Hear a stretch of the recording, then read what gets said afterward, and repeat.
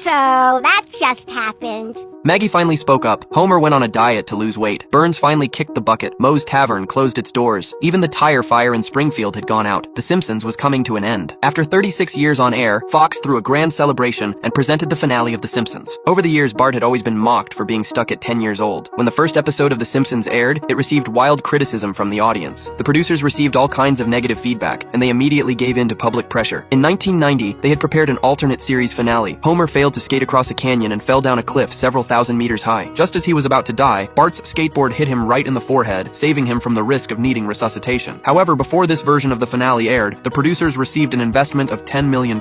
They had no choice but to keep producing new episodes, constantly trying to wrap up the series.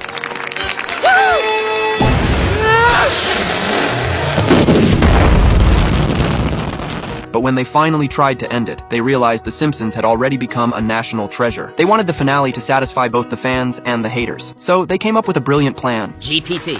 They decided to let an AI robot write the finale. If it turned out well, they would praise the crew for embracing new productivity methods. If it turned out badly, they would blame the AI for being immature. They fed the robot all the past episodes of The Simpsons and the finales of all the greatest TV shows. On the day of the series finale, it was Bart's birthday, but Marge hadn't received any response. Homer lied and said everyone hated Bart. However, Marge found the invitations still lying at home. Bart had to deliver all the invitations by daylight. Meanwhile, the students were in a meeting at the auditorium. Bart scrambled to hand out invitations. The principal announced he was retiring. He was going to guest star in other animated shows. Several old colleagues said their warm goodbyes and the meeting ended, but Bart still hadn't finished handing out all the invitations. At the nuclear power plant, the secretary and lawyer announced that Burns had died. It turned out that Burns had left all his fortune to the employees of the nuclear power plant, but Burns had only wanted to trick them. It was the series finale, after all. Homer was walking while fiddling with his phone and accidentally knocked Burns into the reactor core. The lawyer declared that the will was still valid. Smithers could now be with Burns forever. Homer was carried out of the plant by his colleague. He rushed to the comic book store. The comic book guy's wife had just given birth, and the store also closed down. The world was changing too quickly for Bart to accept. To his surprise, even the Milhouse family had changed. Milhouse's dad's demo song became a big hit. They decided to move to Atlanta, and even promised to fix Milhouse's nearsightedness. The nerdy kid was about to turn into a handsome guy. Duffman and Bart's teacher got married. Moe's Tavern shut down. The tire fire, which had been burning for a lifetime, was also extinguished. Bart realized everything in his life was saying goodbye. Panicking, he rushed back home, only to find that Homer, who used to be furious all the time, was no longer angry. He was even on a diet to lose weight. Even Maggie, who had always been silent, was planning to speak.